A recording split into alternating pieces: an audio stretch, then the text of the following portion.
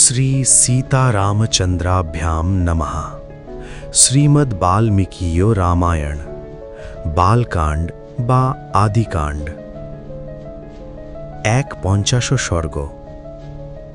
শতানন্দ কর্তৃক বিশ্বামিত্রের নিকট শ্রীরামচন্দ্র সম্বন্ধে জিজ্ঞাসা এবং বিশ্বামিত্রের উত্তরদান। অনন্তর শ্রীরামচন্দ্রের নিকট শতানন্দ কর্তৃক বিশ্বামিত্রের পূর্ব পরিচয় বর্ণনা। প্রজ্ঞাবান বিশ্বামিত্রের সেই কথা শুনে মহাতেজস্বী মহান তপস্বী শতানন্দ রোমাঞ্চিত হয়ে উঠলেন।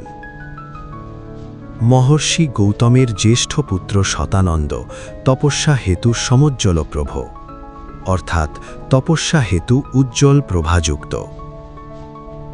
তিনি শ্রীরামচন্দ্রকে দেখা মাত্রই অত্যন্ত বিস্মান্বিত হলেন। তখন শতানন্দ রাজপুত্রদ্বয়কে সুখাসনে উপবিষ্ট দেখে মুনিশ্রেষ্ঠ বিশ্বামিত্রকে জিজ্ঞাসা করলেন, হে মুনিপ্রবর, দীর্ঘ তপস্যারতা আমার যশস্বিনী মাকে কি আপনি রাজপুত্রের সঙ্গে দেখা করিয়েছেন? আমার মহাতেজস্বিনী যশস্বিনী জননী বন্য ফল মূল পুষ্পাদি উপহার দ্বারা সর্বজীবের পূজ্য শ্রীরামচন্দ্রকে পূজা করেছেন তো?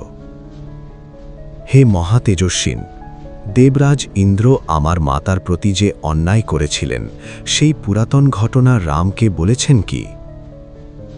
হে মুনিবর কৌশিক, আপনার তপস্যার মঙ্গল হোক। রামচন্দ্রের দর্শনের পর থেকে অথবা রামচন্দ্রের দর্শন হেতু আমার মাতা আমার পিতার সঙ্গে মিলিত হয়েছেন তো? হে কুশিকনন্দন, মহর্ষি বিশ্বামিত্র মিথিলায় আসার সময় আমার পিতামাতা কর্তৃক সম্মানিত রাম শান্ত মনে আমার পূজ্য পিতাকে অভিবাদন করেছেন তো? শতানন্দের সেই কথা শুনে বাকনিপুণ মহামুনি বিশ্বামিত্র বাককুশলী শতানন্দকে প্রত্যুত্তরে বললেন, হে মুনিবর, যা করণীয় সবই আমি করেছি, কিছুই অনাদৃত হয়নি, কিছুই অকৃত ফেলে রাখিনি।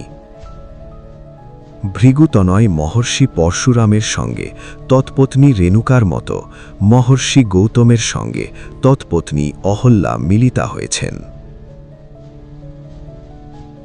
প্রজ্ঞাবান বিশ্বামিত্রের সেই কথা শুনে মহাতেজস্বী শতানন্দ রামকে বললেন, হে নরশ্রেষ্ঠ, তোমাকে স্বাগত জানাই। আমার সৌভাগ্যবশত তুমি অপরাজেয় মহর্ষি বিশ্বামিত্রকে সম্মুখে নিয়ে এখানে এসেছ। মহাতেজস্বী বিশ্বামিত্র তপস্যার প্রভাবে অচিন্তনীয় কর্মসকল সাধন করেছেন। অপরিমিত তপ প্রভায়ে সমুজ্জ্বল এই ব্রহ্মর্ষি, একে আমি জগতের পরম আশ্রয় বলে মনে করি। রাম, এই পৃথিবীতে তোমার চেয়ে অধিকতর ধন্য কেউ নেই, যেহেতু যিনি মহতী তপস্যা করেছেন সেই কুশিকনন্দন বিশ্বামিত্র তোমার রক্ষক। শোনো, মহাত্মা কৌশিকের তপঃশক্তি এবং স্বরূপ যথাযথ বলছি। সেই সকল তত্ত্ব আমি বলছি, তুমি মনোযোগ সহ শ্রবণ করো। এই ধর্মাত্মা বহুকাল যাবৎ শত্রুজয়ী রাজা ছিলেন। তিনি ছিলেন প্রজাহিতৈষী, ধর্মজ্ঞ ও বিদ্বান নৃপতি।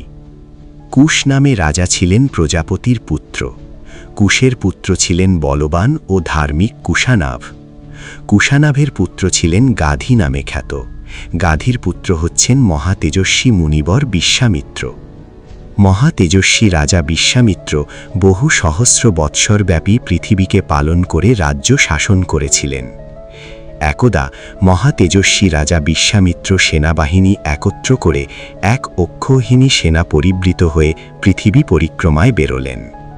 রাজা বিশ্বামিত্র নানা নগর, রাষ্ট্র, নদী, পর্বত ও আশ্রমে বিচরণ করে ক্রমে নানা বৃক্ষলতা পুষ্পশোভিত, নানা পশু সমাকীর্ণ এবং সিদ্ধগণ ও চারণগণ সেবিত মহর্ষি বশিষ্ঠের পুণ্য আশ্রমে এসে উপস্থিত হলেন। মহারাজ বিশ্বামিত্র বশিষ্ঠাশ্রমে এলেন। এই আশ্রম দেব, দানব, গন্ধর্ব ও কিন্নরগণের সমাবেশে ছিল পরিপূর্ণ। শান্ত হরিণ এবং কুজনরত পক্ষীকুলের সমাবেশে ছিল মনোরম। ব্রহ্মর্ষিগণ, দেবর্ষিগণ এবং তপস্যা সিদ্ধ অগ্নির ন্যায় তেজস্বী ও ব্রহ্মার ন্যায় মহাত্মাদের দ্বারা পরিপূরিত সেই আশ্রম। মহর্ষি বশিষ্ঠের পুণ্য আশ্রমে দোষজয়ী এবং ইন্দ্রিয়জয়ী ঋষিগণ কেউ কেবল জল পান, কেউ বা কেবল বায়ু ভক্ষণ করে জীবন ধারণ করেন।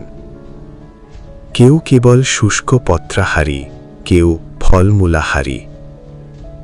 এখানে জপ ও হোম পরায়ণ বালখিল্য মুনিগণ এবং বৈখাবাস অর্থাৎ বানপ্রস্থী তাপসগণ আশ্রমের সর্বত্র অবস্থান করে আশ্রমের শোভা বর্ধন করেন। এই রকম দ্বিতীয় ব্রহ্মলোক সদৃশ পুণ্য বশিষ্ঠাশ্রমটি শ্রেষ্ঠ বিজেতা মহাবলবান বিশ্বামিত্র দর্শন করলেন। মহর্ষি বাল্মীকি বিরচিত আদিকাব্য রামায়ণের বালকাণ্ডে বা আদিকাণ্ডে 51 সর্গ সমাপ্ত। নমস্কার।